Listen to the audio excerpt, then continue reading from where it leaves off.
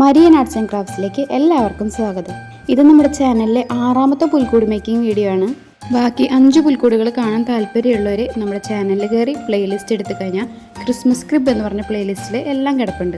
ഇന്നത്തെ ക്രിബിന് ഒരു പ്രത്യേകതയുണ്ട്. ക്രിബ് ഉണ്ടാക്കാനുള്ള ഐറ്റംസ് ഒക്കെ നമ്മൾ സെറ്റ് ചെയ്ത് വെക്കുകയാണെങ്കിൽ വെറും 5 മിനിറ്റ് കൊണ്ട് നമുക്ക് ഈ ക്രിബ് ഉണ്ടാക്കാനായിട്ട് സാധിക്കും. മണ്ണിലാണ് നമ്മൾ ഈ ക്രിബ് സെറ്റ് ചെയ്യുന്നത്. ഉറച്ച മണ്ണിൽ നമുക്കിത് ക്രിബ് സെറ്റ് ചെയ്യാൻ പറ്റില്ല. ഞങ്ങൾക്ക് ഇവിടെ ഉറച്ച മണ്ണായതുകൊണ്ട് കുറച്ച് മണ്ണ് കോരിയിട്ടിട്ടുണ്ട്.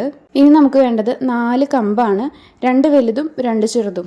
ഹൈറ്റ് കൂടിയ കമ്പ് പിന്നിലും ഹൈറ്റ് കുറഞ്ഞ കമ്പ് ഫ്രണ്ടിലും ആയിട്ട് നമ്മൾ ഫിക്സ് ചെയ്യുന്നുണ്ട്. ഫ്രണ്ടിലത്തെ 2 കമ്പ് ഒരേ ഹൈറ്റിലും പിന്നിലത്തെ 2 കമ്പ് സെയിം ഹൈറ്റിലും ആയിരിക്കണം. ഈ കുറുകെ വെക്കാനുള്ള കമ്പ് നമ്മൾ കുത്തിയിറക്കിയ തണ്ടിനേക്കാളും കുറച്ച് നീളത്തിൽ നിൽക്കണം. ഇനി കമ്പുകൾ ഓരോന്നോരോന്നായിട്ട് നമുക്ക് ഗ്ലൂ ഗൺ വെച്ച് ഒട്ടിക്കാം.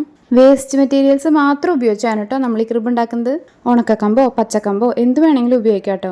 പിന്നെ ഈ ഗ്ലൂ ഗണ്ണൊന്നും ഇല്ലാത്തവർക്ക് ഫ്ലെക്സ് ക്വിക്ക് വേണമെങ്കിലും ഉപയോഗിക്കാം. നമ്മുടെ ചാനൽ ഇഷ്ടമായെങ്കിൽ മാത്രം നിങ്ങൾ സബ്സ്ക്രൈബ് ചെയ്യുക. അടുത്ത വീഡിയോസൊക്കെ നിങ്ങൾക്ക് കിട്ടാനായിട്ട് ബെല്ലൈക്കൺ ഒന്ന് ക്ലിക്ക് ചെയ്യാൻ മറക്കല്ലേ. വീഡിയോ നിങ്ങൾക്ക് ഉപകാരപ്രദമായി തോന്നുകയാണെങ്കിൽ ലൈക്ക് ചെയ്യാനും കമൻറ്റ് ചെയ്യാനും ഷെയർ ചെയ്യാനും മറക്കില്ലല്ലോ അല്ലേ.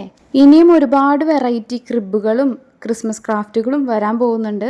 അപ്പോൾ സബ്സ്ക്രൈബ് ചെയ്താൽ അതൊരു നഷ്ടമാവില്ല കേട്ടോ.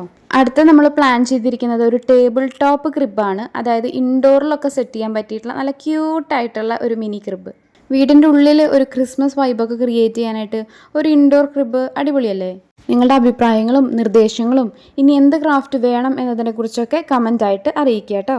നമ്മൾ മേൽക്കൂര മേയുന്നത് മരത്തൊലി ഉപയോഗിച്ചിട്ടാണ്. മരത്തൊലി വെച്ച് അധികം ഇടയിൽ ഗ്യാപ്പ് വരുത്താതെ ഫില്ല് ചെയ്യാനായിട്ട് നോക്കുക. മരത്തൊലിയും കമ്പും ഓലയൊക്കെ വെച്ച് ഉണ്ടാക്കുന്നത് കൊണ്ട് തന്നെ നമുക്ക് 10 പൈസ ചിലവില്ല. ക്രിബ് കാണാൻ നല്ല നാച്ചുറൽ ലുക്കും കിട്ടും ചെയ്യും. പണ്ട് കാലത്തൊക്കെ എവിടെ അന്വേഷിച്ചാലും കിട്ടണ സാധനമായിരുന്നു ഈ വൈക്കോല്. ഇന്നിപ്പോൾ വൈക്കോല് ചോദിച്ചാൽ കിട്ടാനില്ല. കിട്ടുകയാണെങ്കിൽ തന്നെ ഈ മിഷ്യൻ കോയത്തായതുകൊണ്ട് മുഴുവൻ ചതഞ്ഞ പോലത്തെ വൈക്കോല കിട്ടുക. അതാണെങ്കിൽ പുൽക്കൂട് പണിക്ക് ഉപയോഗിച്ച ഒരു വൃത്തി കിട്ടുകയില്ല. ഓല ഞാൻ ആദ്യം നിവർത്തിയിട്ട് ഒട്ടിച്ച് നോക്കിയിട്ടോ. അതാണ് ഇപ്പോൾ ഈ കാണുന്നത്. പിന്നെ ഞാൻ ഓലതെ നിവർത്താതെ ഒട്ടിച്ച് നോക്കി. നിവർത്താതെ ഒട്ടിച്ചതാണ് എനിക്കിഷ്ടപ്പെട്ടത്.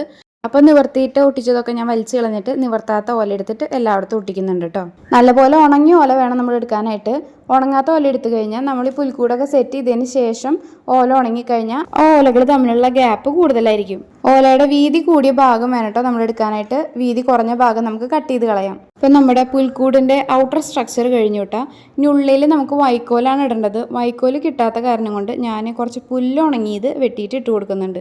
പുല്ലുണങ്ങിയത് കണ്ടു കഴിഞ്ഞാൽ ശരിക്കും വൈക്കോലിൻ്റെ ലുക്ക് തന്നെയാണ് കേട്ടോ. ഇനി നമ്മുടെ പുൽക്കൂട്ടിക്ക് ഒരു വഴി വേണ്ടേ. വഴിക്കായിട്ട് ഞാനിവിടെ യൂസ് ചെയ്യുന്നത് അറക്കപ്പൊടിയാണ്. നിങ്ങൾക്ക് എന്താണ് അവൈലബിൾ ആയിട്ടുള്ളത് അത് യൂസ് ചെയ്യാം. ഇപ്പോൾ പുൽക്കൂടിൻ്റെ വർക്ക് ഇത്രയേ ഉള്ളൂ. ഇനി നമ്മൾ കുറച്ച് ഭംഗിപ്പണികളാണ് കൂടുതലായിട്ട് ചെയ്യുന്നത് കേട്ടോ. കുറച്ച് ഡീറ്റെയിലിങ് കാര്യങ്ങളൊക്കെ. ഞാൻ കുറച്ച് പുല്ല് വെട്ടിയിട്ട് നടുക്ക് ഒരു ചാക്കുചരട് വെച്ച് കെട്ടിയിട്ട് കുറച്ച് വൈക്കോൽ കറ്റകൾ ഉണ്ടാക്കി വെച്ചിട്ടുണ്ട്. അത് നമുക്ക് ഈ സൈഡിൽ സെറ്റ് ചെയ്ത് കൊടുക്കാം. അതുപോലെ തന്നെ കുറച്ച് ചുള്ളിക്കമ്പുകൾ ഇതുപോലെ ചെറിയ പീസുകളാക്കിയിട്ട് ഒരു ചാക്കുചരട് വെച്ച് കെട്ടിയിട്ട് കുഞ്ഞ് വിറക് കെട്ടുകൾ ഉണ്ടാക്കി വെച്ചിട്ടുണ്ട്. അതും നമുക്ക് ഇവിടെ വെച്ച് കൊടുക്കാം. ഇപ്പോൾ കാറ്റുകാലമായതുകൊണ്ട് തന്നെ ഉണക്ക കമ്പുകൾക്കൊന്നും ക്ഷാമില്ലല്ലോ. നമ്മളിവിടെ സെറ്റ് ചെയ്യാൻ ഉദ്ദേശിക്കുന്നത് ഒരു വിന്റർ സീസൺ തന്നെയാണ്.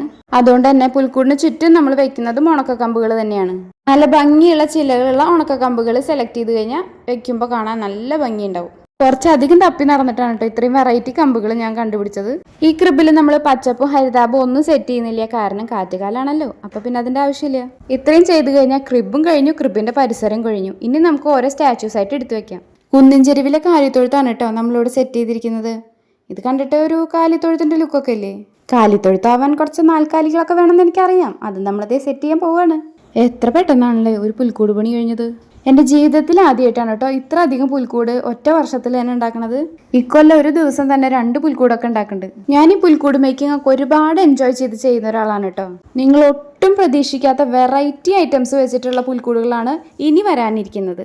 Italian style Christmas crib making വീഡിയോയിൽ നമ്മൾ ഉണ്ടാക്കിയിട്ടുള്ള 2 കുടങ്ങൾ ഞാനിവിടെ എടുത്ത് വെക്കുന്നുണ്ട്. ഇതെങ്ങനെ ഉണ്ടാക്കിയെന്ന് പഠിക്കണമെന്നുണ്ടെങ്കിൽ Italian style Christmas crib making video എടുത്ത് നോക്കിയാൽ മതി. അപ്പം നമ്മുടെ ഇന്നത്തെ ക്രിബ് മേക്കിംഗ് വീഡിയോ എല്ലാവർക്കും ഇഷ്ടമായി എന്ന് വിചാരിക്കുന്നു. ഇഷ്ടമായെങ്കിൽ ലൈക്ക് ചെയ്യാനും കമൻറ്റ് ചെയ്യാനും മറക്കല്ലേ. അപ്പം നമുക്ക് ഫൈനൽ ലുക്ക് കണ്ടാലോ.